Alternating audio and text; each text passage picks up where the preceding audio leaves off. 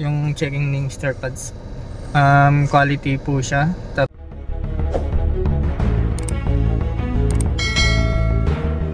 Guys, nandito po kami sa lugar ng Pampanga, sa Porac. So mayroon, sinamahan po natin si Erwin kasi Brian na bumili po ng sasakyan na Altis 2014.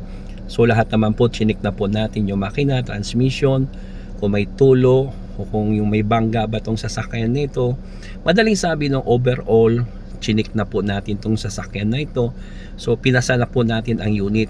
Ngayon, gusto lang natin malaman sa kanila kung ano masasabi ni Sir at bakit napili niya si Mr. Pads pang mag-check ng kanyang unit. Sir, ano po masasabi ni Sir sa checking ni Mr. Pads? Bale, maganda yung checking ng star pads.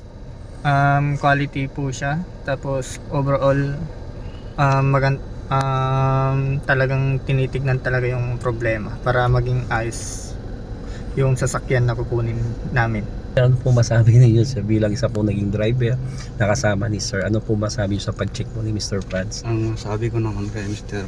Pads ay okay naman at saka quality yung mga sinabi niya at saka yung mga checking yung para may basehan sa Okay. isang driver po.